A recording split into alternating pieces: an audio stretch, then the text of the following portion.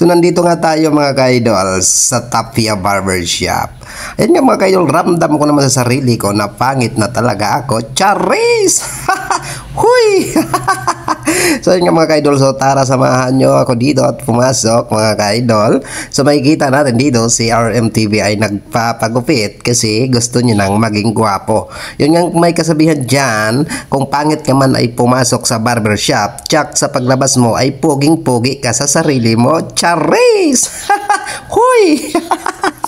So yun nga mga ka-idol, ayan na nga mga ka-idol, so gupit-gupitan na nga daw. Iyay, gupit-gupitan talaga. Charis! Huy!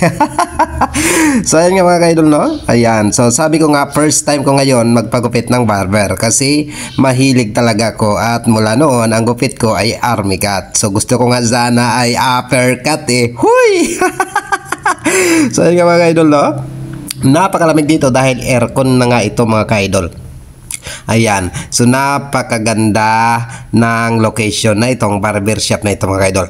At ito po pala ang Tapia Barbershop mga kaidol, no? So located po siya sa San Jose, Nueva Ecija. So crossing lang po siya at harapan ng Jollibee San Jose, Nueva Ecija mga kaidol. Ayan nga, may gin 4 kanto ang pang-spray, kaya pala ay lasing na lasing at langong-lango ako.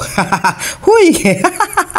Ayan nga mga kaidol, seryoso yung naggugupit sa atin dito. At napakabait ng mga barbero dito mga kaidol.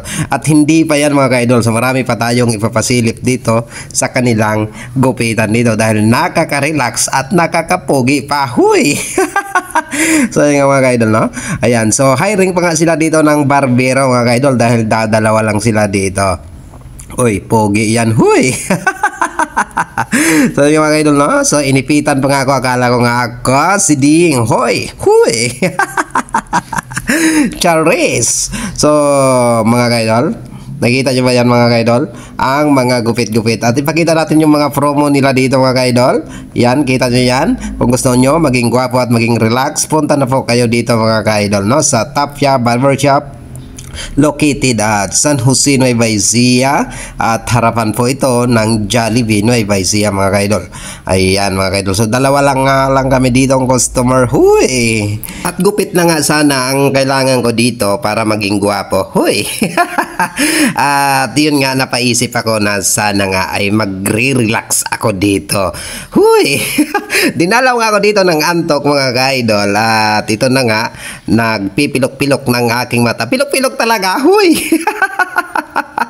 So sabi ko nga, ayan, poging-pogi na naman. Poging-pogi na naman ang artista nyo. Huy! At sabi ko nga dito, idol, ay gusto ko magpa-massage. At nang matapos na nga ang gupitan sa aking buhok na nagpapagwapo sa akin, huy, gwapo ka talaga. At ayan na nga, ay nakapikit ng aking mata kasi inaantok ako. Puy, pikit ba yan? O parang natatay, huy. At ayan na nga mga kaidol, minamassage na nga ako dyan ni Kuya Barbero. At yan, ramdam ko na parang lumilipad na ako sa langit. Lumilipad? Huy! So yan nga mga kaidol, no? So sa totoo lang talaga ay nakaka-relax pag kayo ay nagpapamassage pagkatapos ng gupit. At yan na nga, wow! Napapaisip ako dyan, paano kaya kung makatulog ako dito ng 5 hours? Huy! Parang nasa hotel, huy!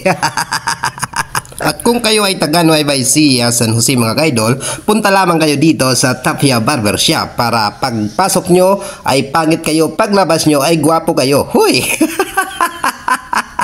So maraming salamat sa inyong panonood sa RMTV. Huy! Gwapo ba yan?